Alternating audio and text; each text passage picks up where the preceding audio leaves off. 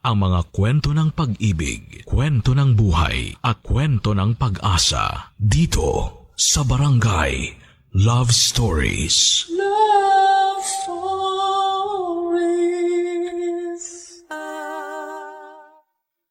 Ang halaga ng mga anak ay hindi lamang nasusukat sa kaya nilang ibalik sa naging sakripisyo ng mga magulang. Ang pagtrato sa kanila ng pantay ay paraan din ng pagpapakita ng tunay na pagmamahal na tanging ama't ina lamang ang makapagbibigay. Ikaw, kabarangay, sa anong paraan mo naramdaman na mahalaga ka sa iyong mga magulang? Dear Papa Dudut, magandang araw po sa inyo at sa lahat ng mga nakikinig ngayon sa Barangay Love Stories. Tawagin niyo na lamang po ako sa pangalang RJ. 27 years old na po ako nang magsimula ang aking kwento. Isa po akong introvert. Mahiyain na po ako mula pagkabata, kaya naman kahit consistent honor student naman po ako ay halos hindi pa rin ako napapansin ng nanay ko. Mas napapansin niya sina kuya at yung bunso kong kapatid na parehong sporty at achiever din sa eskwelahan. Gusto ni nanay na maging accountant ako pero dahil mahiyain ako, ay hindi kaagad ako nakahanap ng trabaho. Parang ikinulong po ako noon sa sarili kong bahay, Papa Dudut. Hindi naman po talaga yon ang kurso na gusto ko pero si nanay ang pumili noon para sa akin dahil malaki raw ang sweldo ng mga accountant. Akala ko naman ay sosuportahan niya ako pero mula na mag-aral ako ay kinailangan ko pang mag-part-time job para may ipanggastos ako sa kolehiyo. Madalas din akong rumakit noon hanggang sa pinasok ko ang freelancing kahit na estudyante pa lamang ako. Dahil doon, Papa Dudut, ay nagkaroon ako ng allowance at nagkaroon ako ng sapat na panggastos. Hindi na ako umasa pa sa sustento ni tatay dahil si nanay din ang humahawak noon. Papa Dudut, nakatapos ako ng kolehiyo ng sariling sikap lamang. At nang mag-decide ako na ituloy ang freelancing ay hindi yun nagustuhan ni nanay dahil maliit pa ang kinikita ko noong time na yon. Samantalang si kuya ay sumasahod na ng 50,000 pesos kada buwan. At yung bunso naming kapatid ay consistent sa pagiging achiever kaya laging napapasaya si nanay. Naging streamer po kasi yung bunso kong kapatid at malaki ang kinikita niya roon kahit nag-aaral pa lamang.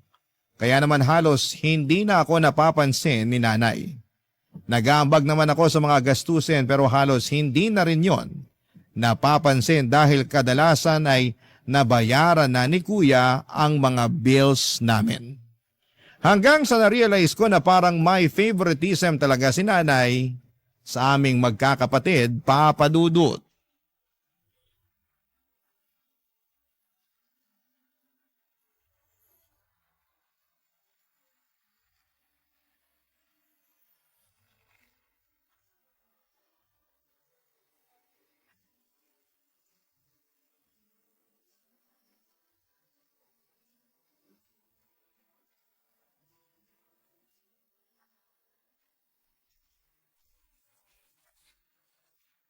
Walang laman yung kasirola. Nay, may ulam po ba kayong naitabi? Ay, wala na. Ubus na. Tulog ka kasi ng tulog dyan eh. Ayan, naubusan ka tuloy. Nagtatrabaho po ako sa kwarto, hindi po ako natutulog lang. So, sinong niloko mo? Lagi kang nagkukulong sa kwarto mo. Tinatawag ka pero wala kang naririnig. Pasensya na po kayo kung hindi ko kayo narinig. Lumabas-labas ka kasi sa kwarto mo para hindi ka nabibingi. Ginagawa mo kasing opisina yung kwarto mong hindi man lang nasisikatan ng araw eh. Di po ako pwede dito sa labas magtrabaho, maingay po rito eh. Ah, ganon? Sa tingin mo nakakaabala pa kami sa'yo? Nakakahiya naman, RJ. Nay naman, hindi po yun yung ibig kong sabihin. Kailangan ko lang po talaga ng tahimik na lugar para sa trabaho ko. Kaya nga po sa kwarto na lang Hindi ako... ako interesado sa ginagawa mo. Kung gusto mong makakain, magluto ka ng sarili mong hapunan. Wala kang kasambahay dito. Ay, magdedelata na lang po ako. Kung ginamit mo sana yung tinapos mo, maganda na sana yung trabaho mo ngayon. Yung kasabayan mo, kumikita na ng 60,000 monthly, samantalang ikaw, Kulang pa sa sarili mo yung sinisweldo mo. Hindi ko alam kung bakit nagtitiis ka pa dyan sa pipitsuging trabaho mo eh. Samantalang ang daming magagandang opportunity sa'yo sa labas. Nag-iipon lang naman po ako ngayon, Nay. Mag-i-exam din po ako. Kailangan ko lang po masecure lahat ng gagastusin ko. Itutuloy ko naman po eh. Sus! Kahit nga hindi ka na mag-exam, maganda pa rin yung magiging trabaho mo. Ang sabihin mo, kulang ka sa diskarte. Mas gusto mong magmukmok sa kwarto. Bakit hindi mo gayahin yung kuya mo? Ang laki na nang naitulong sa akin. Hindi ko na kailangan problemahin yung mga gastusin dito sa bahay kasi siya na yung bahala. Talo ka pa nga nung bunsong kapatid mo eh. Mas malaki pa yung kinikita kaysa sayo. Hoy, ewan ko nga ba kung bakit nagkaroon ako ng anak na kagaya mo. Darating din naman po ako ron, Nay. O ay kailan pa? Kapag wala na ako. Kapag hindi ko na mapapakinabangan yung pinaghirapan mo. Nagbibigay din naman po ako para dito sa bahay ah. Di nyo lang po napapansin kasi mas malaki yung binibigay sa inyo ni Kuya. Pinagmamalaki mo yung ambag mo rito sa bahay, dilata lang yung kayang bilhin. Uy, tama lang pala na dilata yung ulamin mo. Kasi yun lang naman yung kayang bilhin ng sweldo mo. Ay, sige na po, Nay. Simula po ngayon, ako nang bahala sa pagkain ko. Para hindi na rin po makadagdag sa mga problema nyo. Sa susunod, ikaw naman yung magbayad ng kuryente. Ang lakas mo rin kumonsumo pero yung kuya mo yung nagbabayad. Nay, di po ba nag-abot ako sa inyo ng 2,000 nung nakaraan? Kulang yon. Kaya sa susunod na buwan, ikaw naman yung magbayad. Wala naman pong problema sa akin yun eh. Kung may iba pa po kayong pababayaran sa akin, sabihin nyo lang po. Magagawan ko naman po ng paraan yun. Aba, hindi ka na dapat sinasabihan. Magkusa ka na. Yun ang dapat. Opo, Nay, magkukusa na po. Nga pala, kailangan na ring palitan yung washing machine. Baka naman gusto mong ikaw na yung bumili ng bago. Para may ambag ka naman sa mga gamit dito. Sige po, paglalaanan ko na po sa susunod kong sweldo. Meron pa po ba kayong sasabihin? Maglibot ka rito sa bahay nang makita mo kung ano yung mga kailangan palitan. Alam nga namang lahat na lang sasabihin ko pa sa'yo. Ay, sige po, magluluto na muna ako ng pagkain para makabalik na ako sa trabaho ko.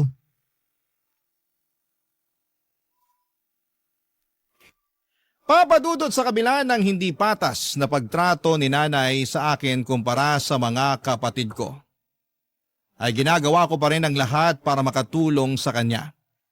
Sa katunayan, 80% ng sweldo ko ay binibigay ko na kay nanay para wala na siyang masabi. Hindi ko na lang iniisip na hindi ako tinulungan ng nanay ko noong nag-aaral ako sa kolehiyo. Ang mahalaga na lamang sa akin ay may ambag ako sa bahay sa pagbabaka sakaling magbago rin ang pakikitungo sa akin ni nanay.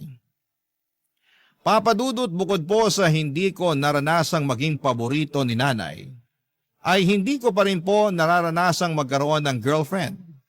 May mga nakikilala naman po ako sa social media account ko pero palagi akong nafe-friend zone.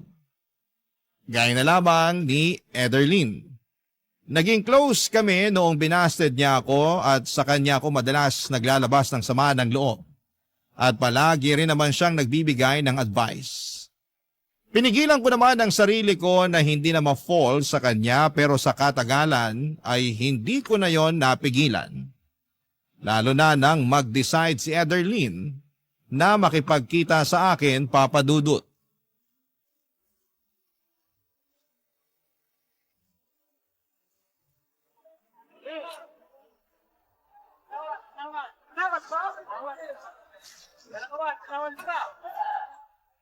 Nasaan na kaya si Ederlyn? Sabi niya nakababa na siya ng bus ah. RJ! Ikaw na ba yan? Ay! Ikaw nga! Uy! Oh, bakit ganyan yung reaction mo?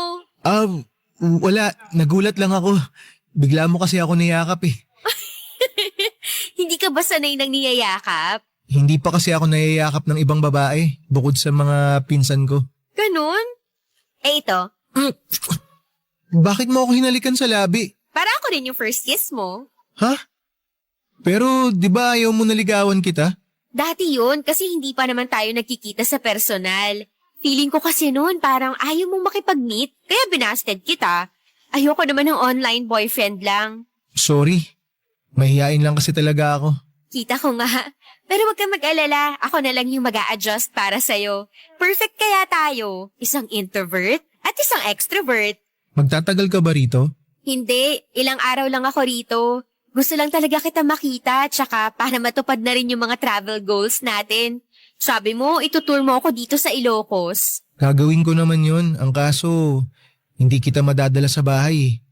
Okay lang ba kung ihanap na lang kita ng pansamantalang matutuluyan mo? Don't worry, okay lang naman sa akin na mag-hotel na lang muna. Ilang araw lang naman eh. Ako nang bahala sa pang-check-in mo. Ha? Hindi, no, ako na.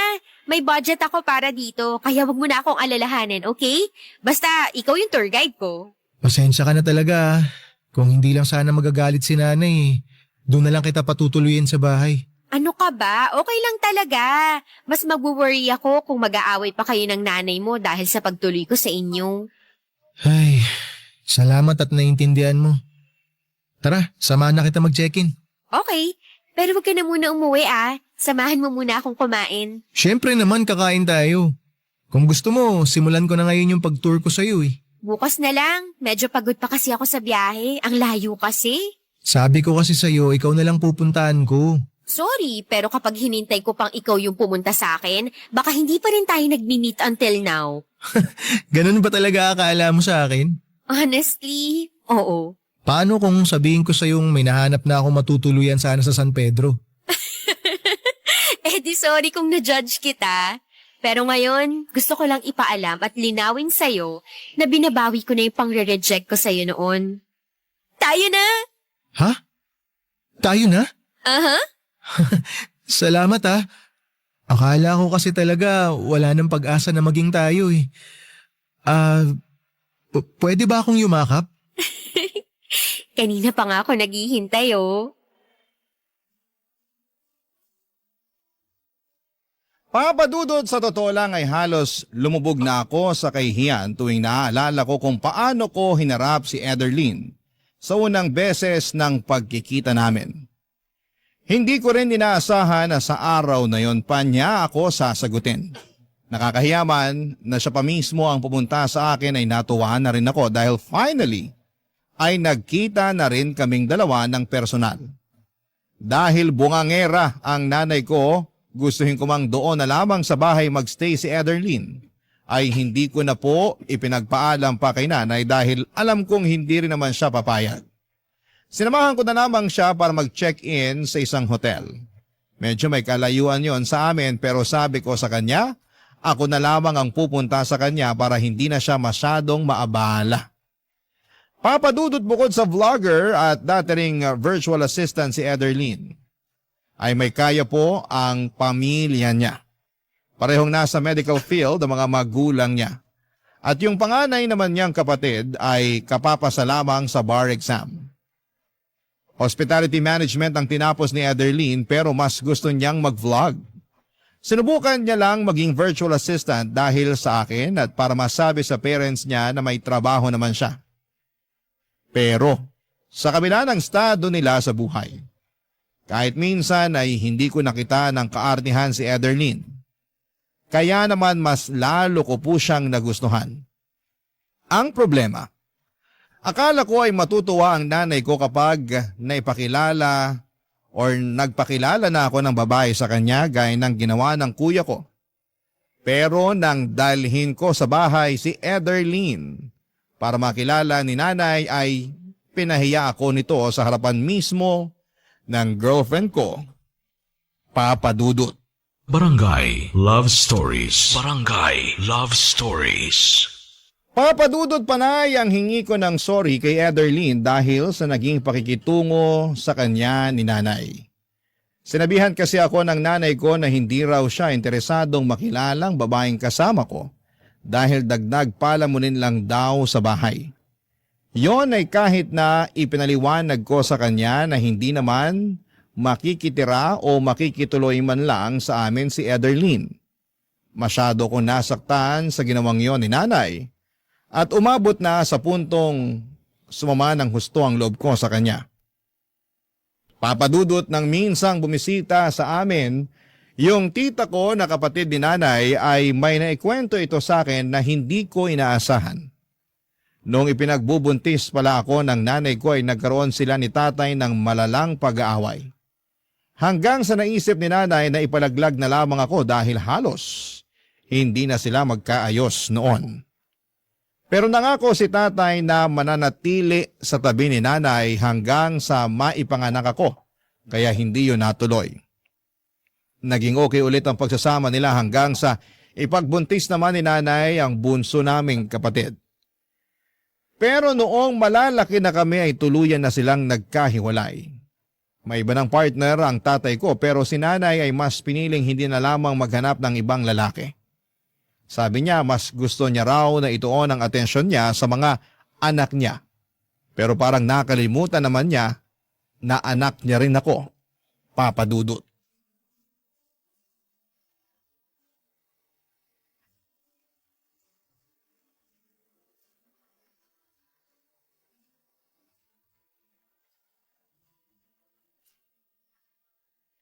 RJ!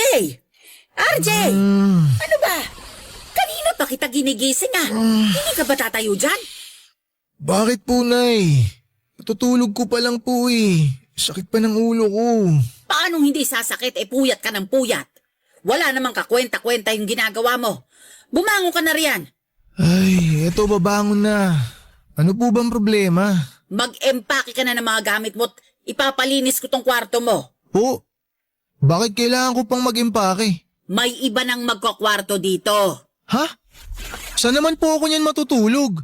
Wala na pong ibang kwarto dito sa bahay. Kung hindi mo kayang matulog sa sala, maghanap ka na lang ng mauupahan. Matanda ka na. Kaya mo ng sarili mo. Pero bakit naman po biglaan? Sana sinabi niyo sa akin na mas maaga na palalayasin niyo na pala ako dito para naman napaghandaan ko. Hindi naman po basta-basta na makakahanap ako ng mauupahan eh. Problema ko pa ba yun? Gawin mo ng paraan. Basta alisin mo yung mga gamit mo rito kasi may iba nang gagamit ng kwarto. Sino naman po? Kung gusto niyo, rirentahan ko na lang tong kwarto ko para... Ay, hindi pwede. Dito natitira yung mapapangasawa ng kuya mo. Pero habang hindi pa sila ikinakasal, magkahiwalay muna sila ng kwarto. Pero Nay, bakit kailangan ako yung umalis? Sino bang pinakamaliit yung ambag dito sa bahay? Di lumabas din yung totoo Anong pinagsasasabi mo? na may paborito kayong anak. Wala akong paboritong anak. Ikaw ha? Wala ka nang naitutulong sa akin kung ano-ano pang sinasabi mo. Totoo naman eh. Palagi na lang si Kuya tsaka si Bunso yung pinapaboran nyo. Porki sila yung nakakapagbigay ng malaking pera sa inyo. Pagdating sa akin, palaging mainit yung ulo nyo. Palagi na lang kayong galit. Lagi kayong nakasinghal. Parang di anak yung turing nyo sa akin. Dadramahan mo pa talaga ako.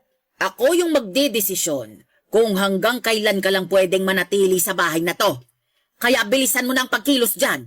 Darating na mamaya yung girlfriend ng kuya mo. Mas pipiliin nyo pa talagang patirahin yung ibang tao dito kaysa sa sarili nyong anak? Grabe naman kayo, Nay. Pwede namang sinakuya yung mga upahan kung balak talaga nila magpakasal. Tsaka hindi lang naman po sa inyo tong bahay eh. Si tatay po ang nagpatayo nito kaya may karapatan akong tumira dito. Yung girlfriend ni Kuya, meron ba? Hindi naman po siya parte ng pamilya. Pues ngayon, parte na siya ng pamilya. Kaya may karapatan na siya. At ikaw, total naman paalamunin ka lang dito sa bahay. Mas mabuti nang magsarili ka na nang matuto ka naman. Sige po, aalis ako rito. Patirahin nyo kung sino mang gusto nyong patirahin dito sa bahay nyo. Pero hindi na ako makikihati sa mga gastusin. Tsaka hindi na ako aasa na itatrato nyo ako na parang anak nyo rin. Kasi ganyan na kayo dati pa. Hindi kayo patas sa amin. Pero magantay lang kayo. Patutunayan ko sa inyo na kaya ko pang higitan yung ginagawa ng mga paborito nyong anak. Sinasabi ko sa inyo, balang araw, Nay, kakailanganin nyo rin ako. Papa Dudut, nadala na po ako noon ng emosyon ko kaya nasabi ko yon kay nanay. Hindi ko po kasi matanggap na mas gusto pa ni nanay na magpatira sa bahay namin nang hindi niya naman kadugo. Samantalang ako na ginagawa ang lahat para makatulong sa kanya. Kahit na matagal na niyang pinaparamdam na kinalimutan na niya ako bilang anak, ay hindi niya man lang binigyan kahit katiting na konsiderasyon. Nagmukha akong kawawa noong araw na pinalayas niya ako. Nag-offer naman sa akin yung mga pinsan ko na sa kanila muna tumira pero tumanggi ako dahil kapag nalaman niyo ni nanay, ay hindi niya titigilan ang pangiinsulto sa akin. Pansamantala ko na lamang na iniwan sa kanila yung mga gamit ko habang naghahanap ako ng paupahan. Nang malaman ng girlfriend kong si Ederlyn na pinalayas ako ni nanay, sinabi niya sa akin na mangupahan na lamang daw kaming dalawa para makabukod na rin siya sa parents niya at magkaroon ako ng ka-share sa renta habang nag-iipon. Hindi naman ako nagdalawang isip noon dahil paraan na rin yon para makalayo kina nanay. Ipinamigay ko na lamang yung iba ko mga gamit, kaunti lang yon dinala ko at kasama na roon yung mga gamit ko sa trabaho. Nakapagsimula ako at nagkaroon ng payapang buhay nang hindi kasama ang nanay ko, Papa Dudut.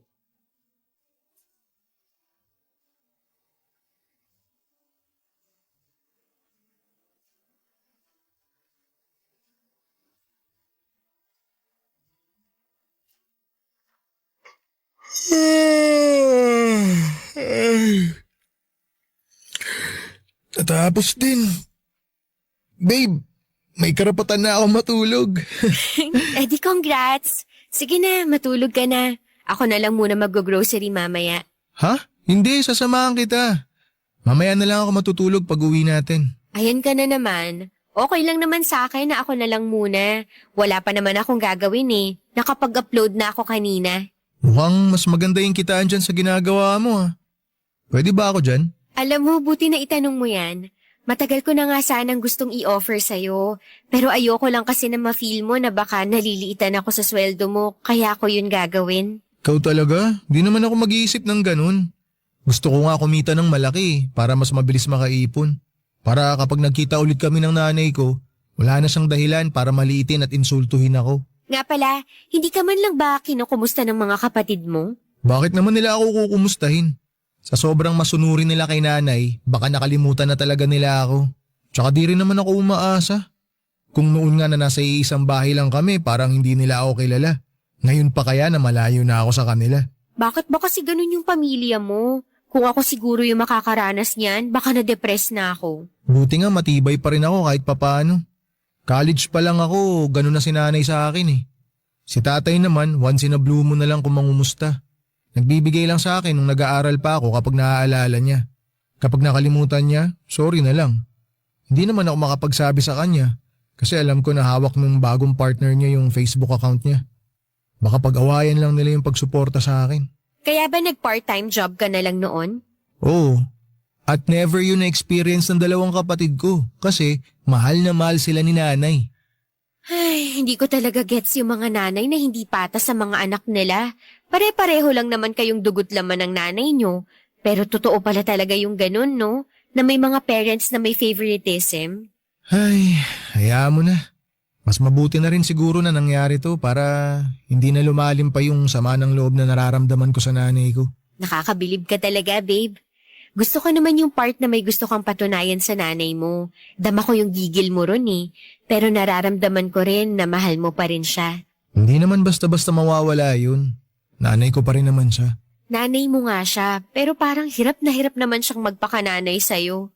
Sabi mo nga, ginagawa mo naman lahat para makatulong sa kanya, pero hindi niya yun nakikita. Pero pagdating sa dalawa mong kapatid, may special treatment siya.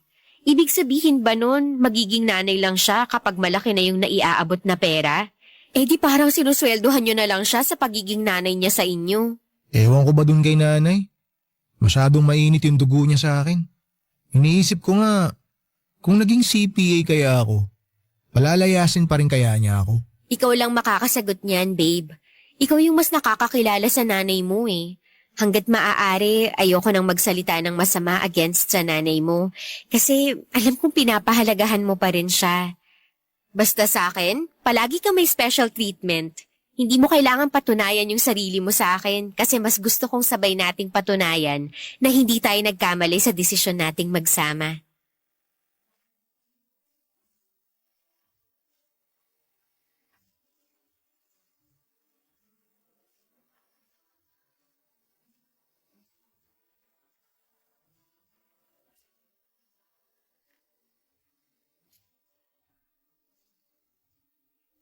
Papa Dudut, parang nagkaroon ako ng kalayaan at kakaibang saya mula nang palayasin ako ni nanay.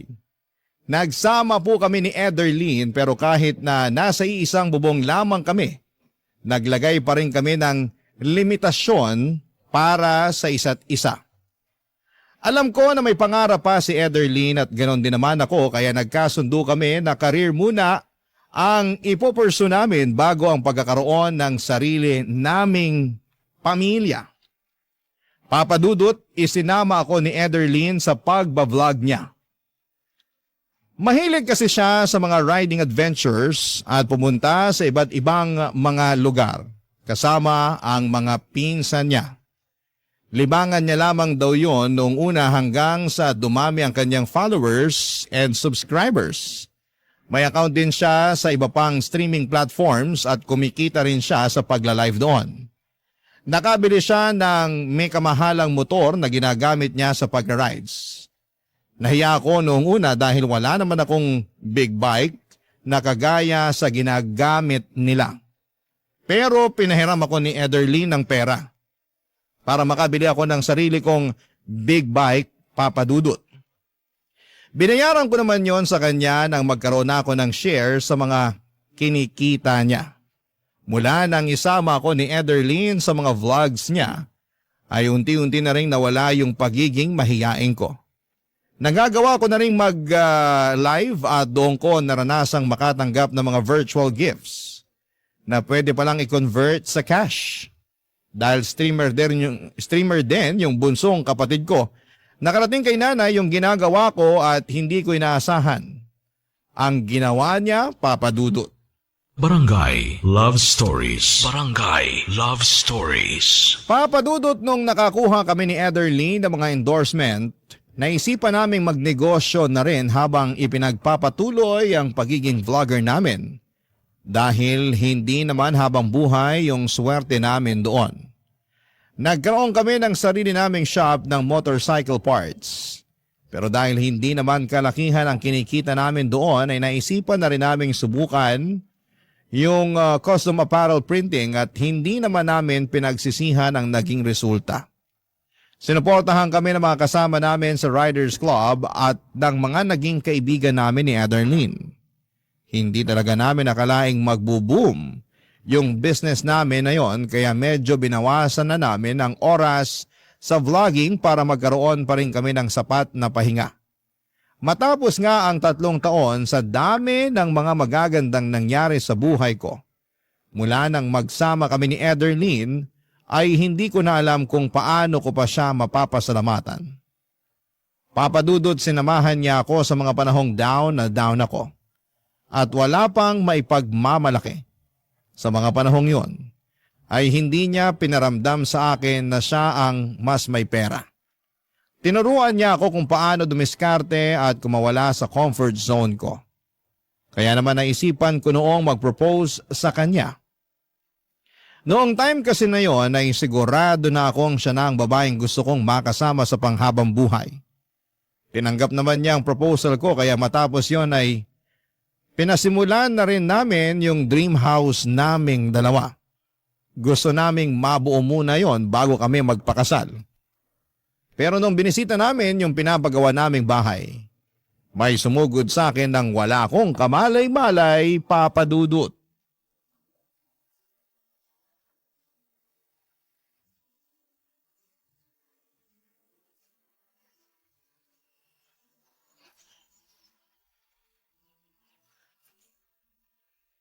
Mukhang matagal-tagal pa bago matapos tong dream house natin.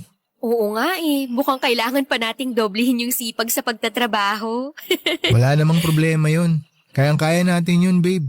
Pero kapag magkakaanak na tayo, hindi na pwede yung ganun ha. Ayoko ma-stress ka masyado. May 1 taon pa naman tayo, di ba? Madadagdagan pa yung ipon natin. Oh, may dumating. Sino kaya yun? Babe, nanay mo yata. RJ! Nay? Ano pong ginagawa niyo rito? Binibisita ka. Mukha kasing nakalimot ka na. Ano? Porket mapera ka na ngayon. Kinalimutan mo ng may nanay at mga kapatid ka pa. Kinalimutan? Nay, kayo po yung unang nakalimot. Tsaka di ba pinalayas niyo ako sa bahay niyo? Mula nung umalis ako kahit isang beses hindi niyo ako kinumusta. Wala akong natanggap sa inyo. Sa tingin mo, dapat ba akong humingi ng tawad sa'yo? Hindi magulang ang magpapakumbaba para sa anak.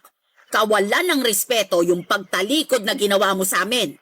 Alam niyo, Nay, kung kawalan ng respeto lang din naman yung pag-uusapan, kayo po yung unang gumawa nun sa akin. Ginawa ko naman po lahat ng makakaya ko para makatulong sa inyo pero ni minsan, hindi nyo pinaramdam sa akin na may halaga ako sa inyo. Inalagaan kita mula pagkabata. Binuhay kita. Kahit na hindi kami maayos ng tatay mo noong ipinagbubuntis kita. Hindi pa ba pagpapahalaga yun? Binuhay nyo nga ako, oo. Pero hindi ko naman naramdaman na may nanay ako. Palaging sina kuya at saka si Bunso yung iniintindi nyo. Oh, nung kayo yung pumili ng course ko sa college, akala ko susuportahan nyo ako. Pero iiwan nyo lang pala ako sa ere. Nakalimutan nyo na po, Nay? Ako yung nagpaaral sa sarili ko. Naramdaman ko lang naman na nanay ko kayo nung graduate ako ng college eh. Mas kailangan ng kuya mo yung suporta ko noong panahong yon.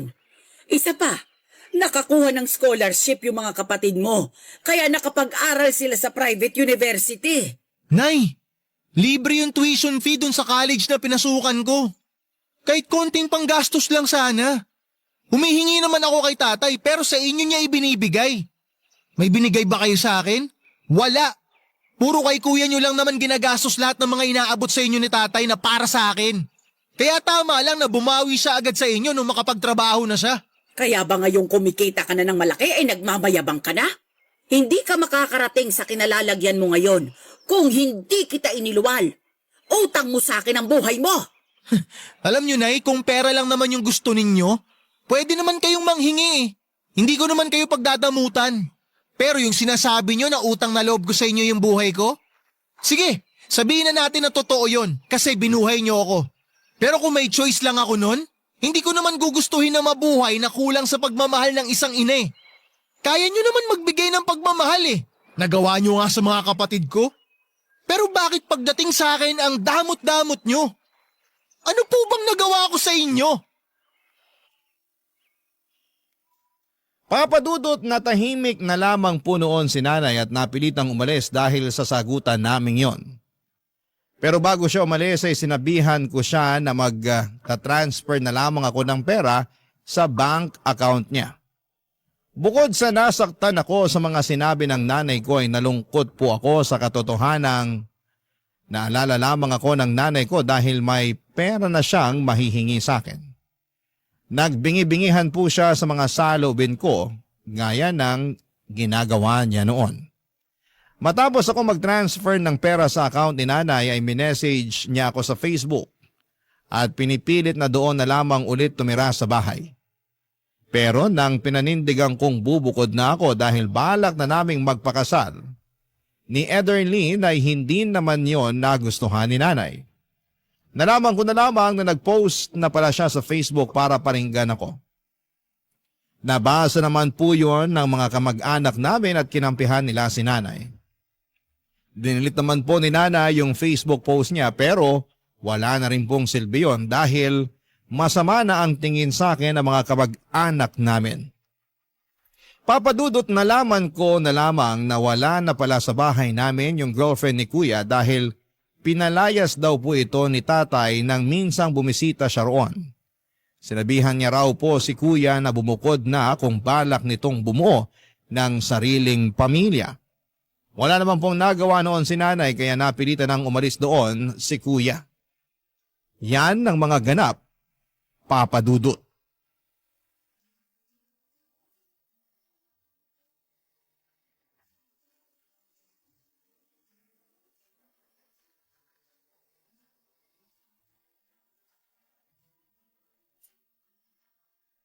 Ano babe, kumusta sa bahay niyo?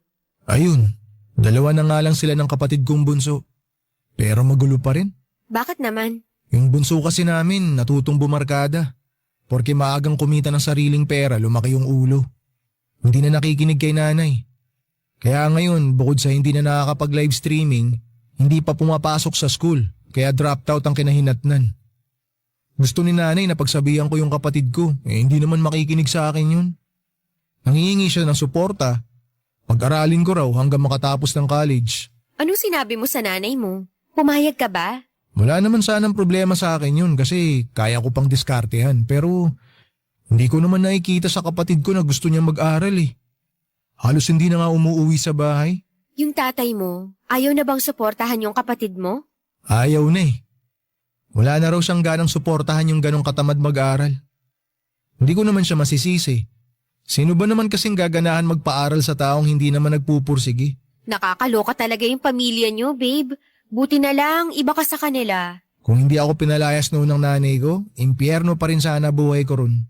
Ano palang plano mo? Makikipag-ayos ka ba sa nanay mo? Ay, hindi ko alam babe. Parang kahit ano namang gawin ko, masamang anak pa rin ang tingin niya sa akin eh. Pero nagbibigay ka naman ng pera sa kanya, di ba? Oo, nagbibigay pa rin ako. Hindi ko siya pagdadamutan. Pero di na ako umaasang magkakaayos pa kami. Di na rin ako umaasa na mararamdaman ko pa na mahal ako ng nanay ko. Buti pa nga si tatay kahit na para siyang kabuting pasulpot-sulpot lang sa bahay. May malasakit pa rin siya sa akin. Sorry ha, pero kaya lang naman kayo nagkasira-sira kasi masyadong mukhang pera yung nanay mo. Hindi kaya yun din yung dahilan kaya sila naghiwalay ng tatay nyo? Hindi ko alam kung ano talagang dahilan ng paghihiwalay nila. Pero sa nakikita ko, mukhang ganun na nga. Tsaka kung titingnan si tatay, hindi rin niya pinagsisisihan na hiniwalayan niya si nanay. Masaya na siya sa bago niyang partner. Tsaka okay naman kami ni tatay. Tinanggap ko na lang na iba na yung priority niya. Pero ang importante, naaalala niya pa rin na may mga anak siya kay nanay. Pero yung nanay mo, sa tingin mo ba, wala na talagang pag-asa na maayos yung relasyon nyo? Paano kapag ikakasal na tayo, hindi mo ba siya iimbitahin? Sa totoo lang, di ko alam. Baka mag-skandalo pa siya sa simbahan pag nagkataon eh. Alam mo babe, mas maganda pa rin talaga na magkausap kayo ulit. Yung mas mahinahon at mas maayos na pag-uusap para maintindihan niyo yung isa't isa. Ang hirap kasi na may mabigat ka pa ring dala-dala kasi hindi maayos yung relasyon yung mag-ina. Alam ko naman na hindi ikaw yung nagkulang. Pero subukan mo lang na ikaw ulit yung lumapit sa kanya. Baka sakaling lumambot yung puso niya sa'yo. Ay, sige, susubukan ko. Basta babe, kahit anong mangyari dyan sa gagawin mo, nandito lang ako. Hindi ako makikialam sa pag-uusap niyo kasi baka mas lalo lang gumulo. Lalo na hindi ako gusto ng nanay mo. Oo babe, huwag ka na makialam. Ayoko rin kasi na madamay ka sa gulo na meron yung pamilya ko eh. Tsaka wala ka namang kailangang gawin. Yung suporta mo pa lang sa akin, sobra-sobra na. Kaya kung hindi man ako sinuwerte na magkaroon ng masayang pamilya, kayang gawa ng paraan yun. Bubuo na lang tayo ng dream family natin. Papadudot mula nang mawala sa bahay si kuya ay hindi na ito nagbigay pa ulit ng pera kay nanay. Kaya naman sa akin na palaging nangungulit ang nanay ko. Nangungumusta naman siya pero bago pa man ako makasagot, ay may kasunod na kaagad na hihingi siya ng pera. Kahit nag-uusap na kami at sinusubukan kong makipag-ayos sa kanya, ay parang wala pa rin namang nagbago sa relasyon namin. Mas gusto pa rin niyang makasama si kuya. Nabalitaan ko kasi na pinupuntahan niya si kuya sa inuupahan nito at minsan ay naglilinis pa doon. Pero kahit na hindi na nagbibigay sa kanya si kuya ay hindi niya ito pinagsasanitaan ng kagaya sa ginagawa niya sa akin. Hanggang sa pagkakataong yon ay pinapakita pa rin niyang favorite niya si kuya kahit ako na ang sumusuporta sa kanya.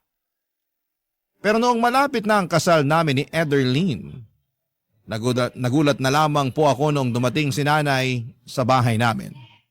Umiiyak siya at gustong humingi ng tawad sa mga nagawa niya sa akin. Nalaman ko na itinaboy pala siya ni kuya at ipinahiya sa harapan ng girlfriend nito nang masunog ni nanay nang hindi sinasadya ang kabibili nitong damit. Sino ba naman po ako para hindi ko patawarin ang nanay ko, Papa Dudut? Sa ngayon ay maayos na po ang relasyon naming mag-ina. Natuloy na rin po yung kasal namin ni Ederlyn pero sa halip na gawin naming magarbo ay intimate wedding na lamang po ang pinili naming mag-asawa. At syempre kasama ko po roon ang dalawa kong magulang. Kahit nahiwalay na sila, pinili pa rin nilang maging magulang para sa akin noong araw na yon, kaya hindi ko po yun makakalimutan. Hindi ko man po naayos ang relasyon ko sa dalawa kong kapatid kahit papaano ay gumaan na po ang pakiramdam ko dahil okay na kami ng nanay ko. Hanggang dito na lamang po ang kwento ko, Papa Dudut. Maraming salamat po sa inyo at sa lahat ng bumubuo ng Barangay LS. Ang inyong forever kapuso at kabarangay, RJ. Barangay Love Stories. Barangay Love Stories. Ako, gigil na gigil talaga ako sa nangyayari sa kwento natin. O ikaw, kabarangay, kumukulo rin ba dugo mo? Pwede kang mag-iwan ng comment sa ating comment section. Barangay LS 97.1. 97.1. Forever. Number 1.